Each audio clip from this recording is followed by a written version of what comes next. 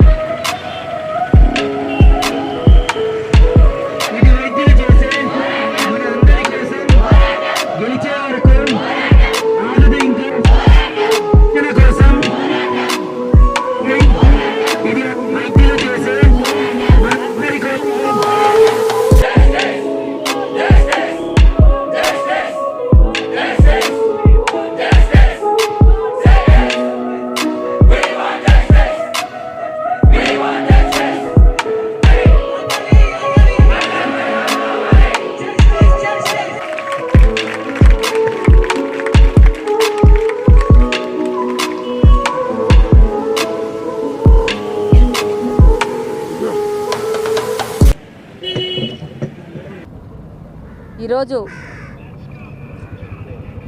ఎందుకు జరుగుతున్న ఈ సంఘటనలు మహిళల మీద అనేది ప్రశ్నించుకోవాలా. వైద్య వృత్తే కాదు, డాక్టర్స్లోనే కాదు, అమ్మాయిలు బయటికి వెళ్తే సేఫ్టీ లేని పొజిషన్ ఉంది. ముఖ్యంగా దీని మీద చట్టాలు మారాల్సిన అవసరం ఉంది.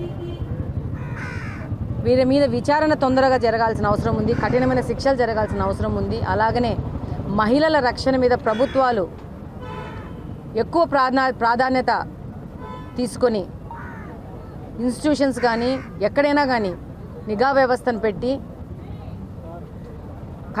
కఠినతరమైన చట్టాలు చేసి ముందుకు పోవాల్సిన అవసరం ఉంది. మహిళలు ఇప్పుడు అందరితో సమానంగా ముందుకెళ్తున్నారు. ప్రతి ఒక్క రంగంలోనూ ముందుకెళ్తున్నారు, బయటికి వస్తున్నారు. వాళ్ళు వాళ్ళ వృత్తిలో సక్సెస్ఫుల్గా ముందుకు పోతున్నారు. దానివల్ల వాళ్ళు రాత్రి పగళ్ళు పని చేయాల్సిన అవసరం ఉంది, నైట్ డ్యూటీస్ చేయాల్సిన అవసరం ఉంది. ఏదంటే ఆ టైంలో బయటికి పోవాల్సిన అవసరం ఉంది. చట్టాలు ఎప్పుడో తయారు చేశారు, దాన్ని బట్టి నడుస్తుంది సమాజం. ఇప్పుడున్న పరిస్థితికి చట్టాలు మారాల్సిన అవసరం ఉంది, సెక్షన్స్ మారాల్సిన అవసరం ఉంది, ప్రభుత్వ విధానం కూడా మారాల్సిన అవసరం ఉంది. మహిళల రక్షణ దిశగా ప్రత్యేక దృష్టి సారించి వెళ్లాల్సిన అవసరం ఉంది. డెఫినెట్గా ఈ యొక్క విషయం మీద మేము ముందుకెళ్ళి పనిచేయడం జరుగుతుంది. అలాగనే భారతదేశం మొత్తము సరైన విధంగా ముందుకు పోవాల్సిన అవసరం ఉంది. అలాగనే ఈరోజు కడపలో కూడా రిమ్స్ సంబంధంగా కూడా ఉన్న సమస్యల మీద కూడా ఇక్కడ చదువుకుంటున్న విద్యార్థులు మా దృష్టికి తేవడం జరిగింది. ఎంత త్వర అయితే అంత త్వరగా వీళ్ళకు సరైన సెక్యూరిటీ ఉండే విధంగా, మిగతా సమస్యలను సాల్వ్ చేసే విధంగా ముందుకెళ్ళి పనిచేయడం జరుగుతుంది. ఈ యొక్క కడప నియోజకవర్గ ఎమ్మెల్యేగా, ఒక మహిళగా ముఖ్యంగా కడపలో మహిళల రక్షణ దిశగా పనిచేయడం జరుగుతుంది. అలాగనే ముఖ్యమంత్రి గారి దృష్టికి తీసుకెళ్తాము.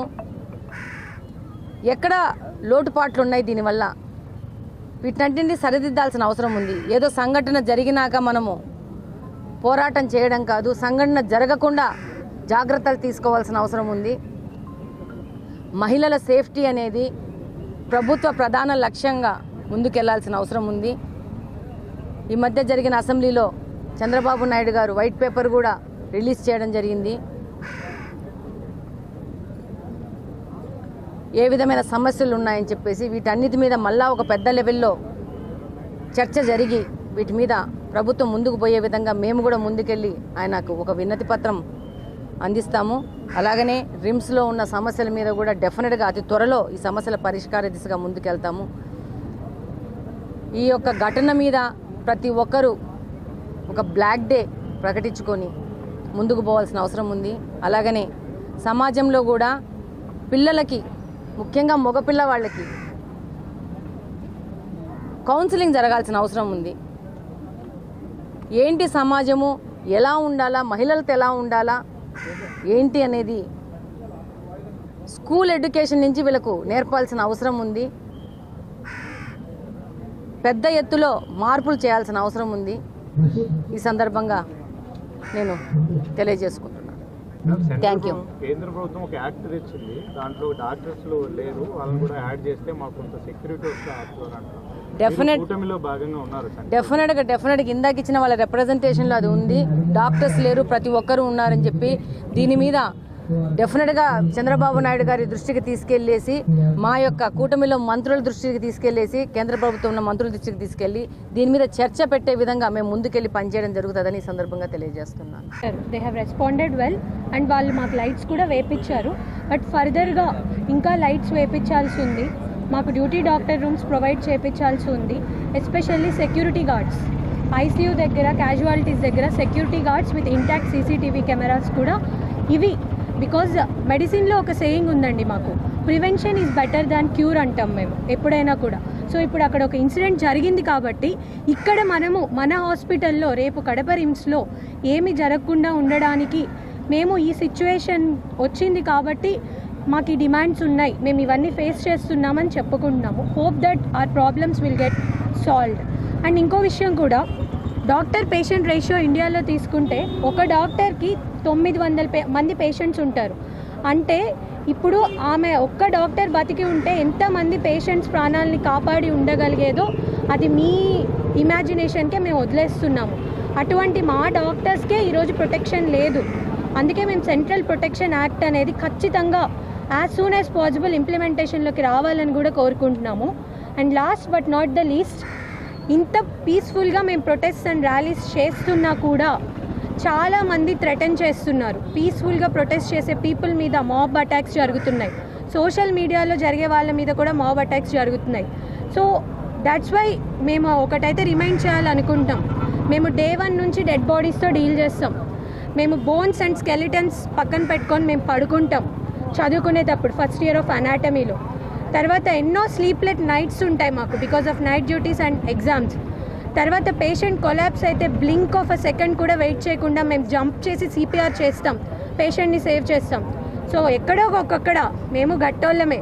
సో మాకు పేషెంట్స్ ఉంటుంది, పేషెంట్స్ అయితే మాకు ఖచ్చితంగా ఉంటుంది, గట్టోళ్ళం అయితే మేము గట్టోళ్ళమే. So please don't try to threaten us and please try to support our noble cause. That's our small and only one request. మేము ఇప్పుడు చేసేదైతే స్ట్రైక్ అందరికీ చాలా రోజుల నుంచి తెలుసు. బట్ ఎవరి వరకు తెలుసు అంటే డాక్టర్స్ ఫ్రెటర్నిటీ వరకు మాత్రమే తెలుసండి మేము ఎందుకు స్ట్రైక్ చేస్తున్నాం అనేది. కోల్కతాలో జస్ట్ పల్మనరీ మెడిసిన్ చేస్తున్న సెకండ్ ఇయర్ పీజీ రెసిడెంట్ పైన ఏదైతే దుర్ఘటన జరిగిందో దానిని వ్యతిరేకిస్తూ ఆ అమ్మాయికి జస్టిస్ జరగాలి అని చెప్పేసి ప్రతి ఒక్క స్టేట్లో ఉన్న జూడాలందరం కూడా తనకి సపోర్ట్గా స్ట్రైక్స్ చేస్తున్నాము. ఫస్ట్ ఎలెక్టివ్స్ మాత్రమే బాయ్కాట్ చేయాలనుకున్నాము. బట్ ఏమైందంటే 3000 మంది ఆ కాలేజ్లో ఆ రోజు వాళ్ళ మీద పడినప్పుడు వాళ్ళ స్టేట్ ఆఫ్ మైండ్ ఎలా ఉంటుంది, ఎంత భయపడి ఉంటారో మనందరికీ తెలుసు. దానికోసమే ఐఎంఏ వాళ్ళు కూడా మాకు సపోర్ట్గా వచ్చారు. మేము కోరుకునేది ఒకటే అండి, తను పడిన కష్టానికి జస్టిస్ దక్కాలి. ప్లస్ మాకు మా వర్క్ ప్లేస్లో సేఫ్టీ రావాలి, సెక్యూరిటీ పెంచాలి. సో మేము ఇక్కడ ఎలాంటి కష్టాలు పడకుండా మా వర్క్ మేము చేసుకోవాలి. డాక్టర్స్ అంటే దేవుళ్ళు కాదండి, మేము మనుషులమే, మాకు కష్టాలు ఉంటాయి, మాకు కూడా సేఫ్టీ కావాలి. సో మా బాధను కూడా అర్థం చేసుకొని మీరందరూ మాకు సహకరించాలి. ఒక విషయం, అక్కడ ఏం జరిగిందో ఆ అమ్మాయికి ఒక్కటే కాకుండా యాక్షన్ తీసుకోకపోతే అబ్బాయిలందరూ ఇలానే బిహేవ్ చేస్తారేమో అన్న భయం కూడా మా అందరిలో ఉంది ఇప్పుడు.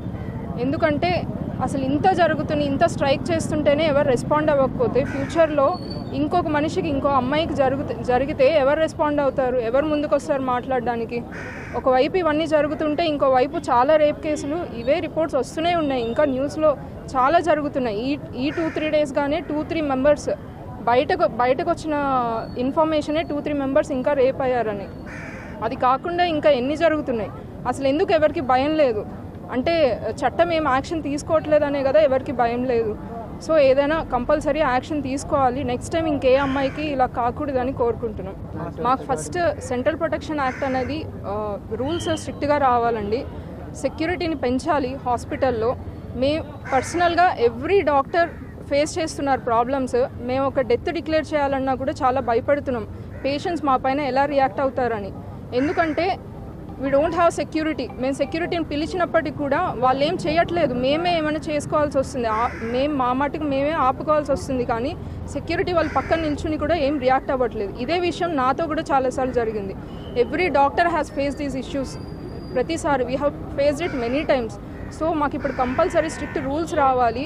ఇంకొకసారి ఎవరు మా పైన చెయ్యెత్తడానికి కూడా భయపడేలా ఉండాలి. చెయ్యెత్తితే ఎలాంటి కాన్సిక్వెన్సెస్ ఉంటాయి అన్నది వాళ్ళకి తెలిసేలా ఉండాలి. అంత స్ట్రిక్ట్గా రూల్స్ రావాలని చెప్పి నేను కోరుకుంటున్నాను.